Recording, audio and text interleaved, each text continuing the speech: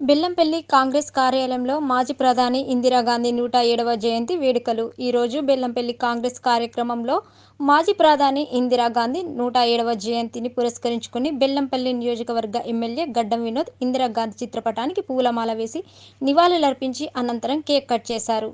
ఈ సందర్భంగా ఆయన మాట్లాడుతూ, ఇందిరమ్మ చేసిన సేవలను భారతదేశం ఎల్లప్పుడూ గుర్తుండిపోతాయని, ఇందిరమ్మ 40 సంవత్సరాల వయసులోనే మొదటి మహిళా ప్రధానిగా పదవి చేపట్టారు. అదే టైంలో నేషనలైజ్ బ్యాంకులను ప్రజలకు సేవ చేసే విధంగా ఉండాలని సుమారు 20 బ్యాంకులను నేషనలైజ్ చేశారన్నారు.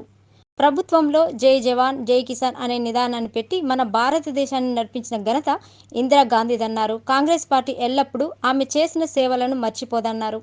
ఈ కార్యక్రమంలో కాంగ్రెస్ నాయకులు, కార్యకర్తలు తదితరులు పాల్గొన్నారు. అంటే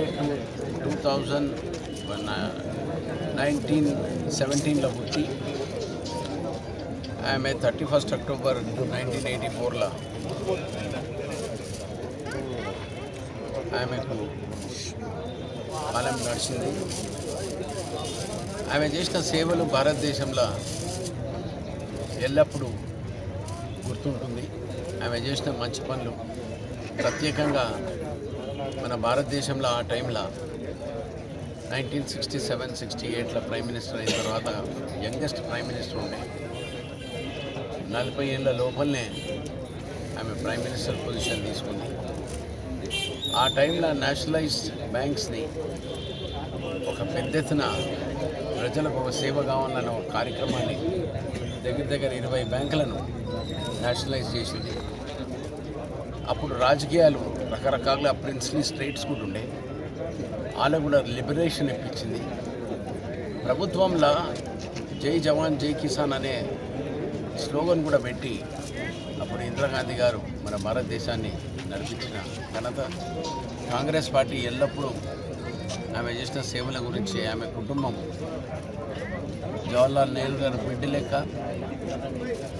రాజీవ్ గాంధీ గారి తల్లి లెక్క ఉన్న మన దేశ సేవలు చేసిన ఆమెకున్న ఘనత చాలా తక్కువ మందికి దొరికింది. ప్రత్యేకంగా మా నాన్నగారు స్వర్గీయ వెంకటస్వామి గారు ఇందిరమ్మతో చాలా దగ్గర సంబంధాలు ఉన్నాయి.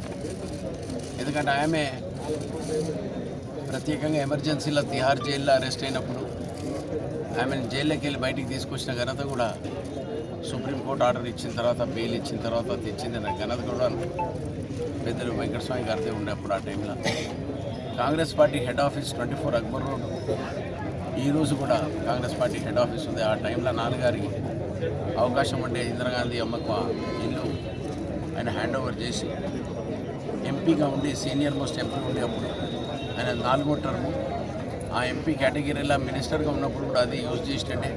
ఎంపీగా ఉన్నప్పుడు కూడా 24 అక్బర్ రోడ్ కూడా కాంగ్రెస్ పార్టీది.